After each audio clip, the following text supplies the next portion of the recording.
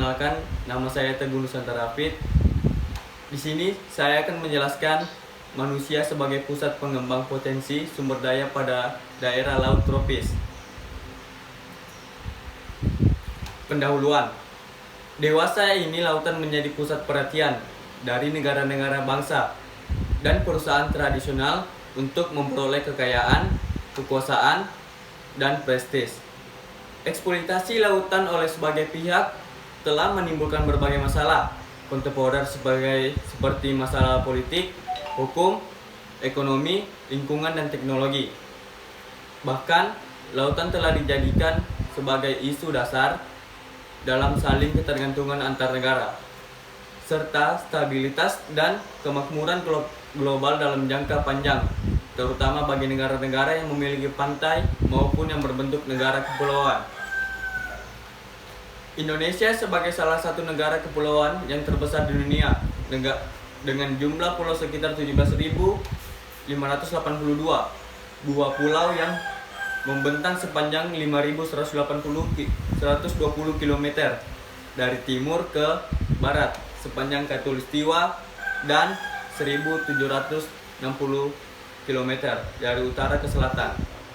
Luas daratan negara Indonesia mencapai 1,9 juta kilometer dan luas perairan lautan tercatat sekitar 7,9 juta kilometer. Lebih lanjut, negara Indonesia mempunyai panjang garis pantai sekitar 81.791 km yang merupakan pantai terpanjang kedua di seluruh dunia setelah Kanada. Merupakan salah satu negara yang mempunyai beraneka ragam potensi sumber daya alam laut dan pesisir unik dan khas di setiap tempatnya. Pesisir dan lautan sebagai sebuah potensi. Wilayah pesisir sebagai suatu daerah peralihan antara ekosistem darat dan laut yang dipengaruhi oleh perubahan di darat dan laut adalah merupakan wilayah yang saat ini pengutarannya berada dalam sejalan dengan kelautan. Lain pesisir, lain pula halnya dengan lautan. Laut adalah keseluruhan rangkaian air asin yang mengenangi permukaan bumi. Definisi ini hanya bersifat fisik semata. Laut menurut definisi hukum adalah keseluruhan air laut yang berhubungan secara bebas di seluruh permukaan bumi. Sehingga sebagai sebuah negara kepulauan laut dan pesisir merupakan satu kesatuan yang saling bertergantungan satu sama lainnya, dan dengan ciri karakter dan ciri khas kekayaan alam yang saling melengkapi. Bila dikelompokkan secara spesifik, maka Indonesia memiliki 4 sumber daya kelautan yang dapat menjadi modal besar dalam mensejahterakan rakyatnya. Antara lain, 1. Sumber daya alam terbarukan, yang antara lain meliputi sumber daya perikanan, hutan mangrove, terumbu karang, rumput laut, padang lamun, dan senyawa bioaktif dan sebagai bahan baku industri farmasi, kosmetik, makanan dan minuman dan lainnya. Sumber daya alam 2. Sumber daya alam tak terbarukan, antara lain minyak dan gas bumi, timah, bauksit, biji besi, mangan, fosfor, dan bahan tambang serta mineral lainnya. 3. Energi kelautan termasuk ke dalam kategori energi kelautan. Ini adalah energi gelombang, pasang surut, arus laut, dan OTEC atau yang biasa disebut Ocean Thermal Energy Conversion. 4. Jasa-jasa lingkungan kelautan berupa fungsi laut sebagai media transportasi dan komunikasi, keindahan alam untuk rekreasi dan pariwisata, penelitian dan pendidikan, pertahanan dan keamanan, pengatur iklim, dan sistem penunjang kehidupan. 5. Potensi ekonomi ini menjadi lebih bermakna dan bernilai strategis seiring dengan pergeseran pusat kegiatan ekonomi dunia sejak akhir abad ke-20 dari poros Atlantik ke poros Asia Pasifik. Keuntungan lainnya yang dimiliki oleh negara kepulauan adalah masyarakat dan pemerintahannya masih diberikan hak pengelolaan dan manfaatkan laut lepas sebagai sebuah common heritage mankind. Laut adalah milik bersama semua umat. Selama sebuah negara itu mampu dan mau memanfaatkannya sesuai dengan kapasitas dan daya dukung lingkungan laut itu sendiri. Tantangan pengelolaan wilayah pesisir. 1. Ditinjau dari sudut pandang peraturan perundangan. Undang-Undang Nomor 12 Tahun 2008 tentang Pemerintahan Daerah menjelaskan bahwa daerah yang memiliki wilayah laut diberikan kewenangan untuk mengelola sumber daya di wilayah laut dan mendapatkan bagi hasil atas pengelolaan sumber daya alam di bawah dasar dan atau di dasar laut sesuai dengan peraturan perundang-undangan. Pasca reformasi dan era otonomi, pengelolaan sumber daya kelautan dikembalikan ke daerah dengan tujuan dasar bahwa daerahlah yang lebih memahami dan mengetahui karakteristik dan keunikan wilayah laut tersebut, pesisir pantai daerah mereka. Pasal 1 ayat 4 UU PWPPK memberikan batasan sumber daya pesisir dan pulau-pulau kecil sebagai sumber daya hayati. Sumber daya non-hayati, sumber daya buatan, dan jasa-jasa lingkungan. Sumber daya hayati meliputi ikan, terumbu karang, padang lamun, mangrove, dan biota laut lainnya. Sumber daya non-hayati meliputi pasir, air laut, mineral dasar laut. Sumber daya buatan meliputi infrastruktur laut yang terkait dengan kelautan dan perikanan, dan jasa-jasa lingkungan berupa keindahan alam, permukaan dasar laut, tempat instalasi bawah air yang terkait dengan kelautan dan perikanan, serta energi gelombang laut yang terdapat di wilayah pesisir. Kewenangan daerah untuk mengolah sumber daya di wilayah laut termasuk sepanjang pesisir, diantaranya yang dapat meliputi A. Eksplorasi, eksploitasi, konservasi, dan pengelolaan kekayaan laut. B. Pengaturan administratif. C. Pengaturan tata ruang. D. Penegakan hukum terhadap peraturan yang dikeluarkan oleh daerah atau yang dilimpahkan kewenangannya oleh pemerintah. E. Ikut serta dalam pemeliharaan keamanan dan ikut serta dalam pertahanan kedaulatan negara. Mengenai pembagian batasan pengelolaan wilayah pesisir dan laut antara daerah, kabupaten, provinsi, dan pusat adalah 1. Kewenangan provinsi, 2. Kewenangan kabupaten, 3. Kewenangan pusat. 2. Kesiapan pemerintah daerah. Tantangan bagi pemerintah daerah Indonesia, terutama yang provinsi yang berbentuk kepulauan seperti Kepulauan Riau, adalah bagaimana daerah, kabupaten, dan provinsi mempersiapkan master plan perencanaan pengelolaan wilayah pesisir mereka.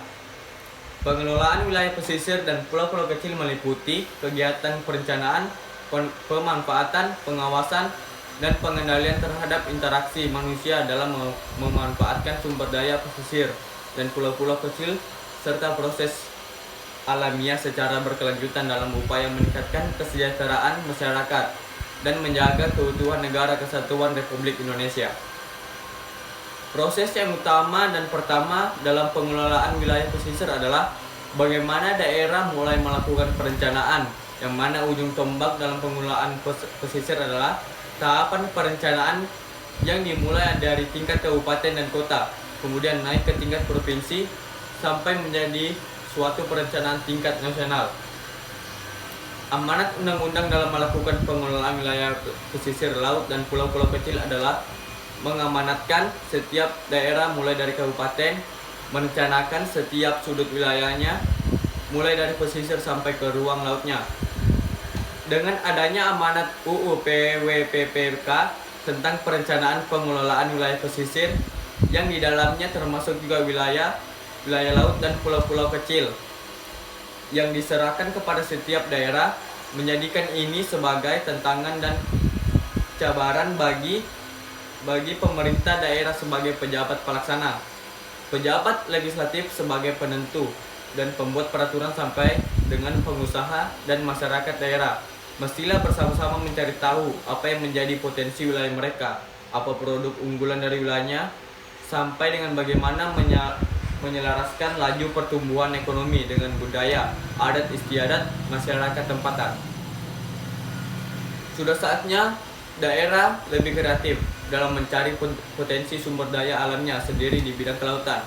Bagi kabupaten dan provinsi, yang di perbatasan sudah mesti menerapkan perencanaan terpadu antara daerah dan pusat, mengingat sebagian dari daerahnya adalah merupakan pintu gerbang negara dengan negara lain.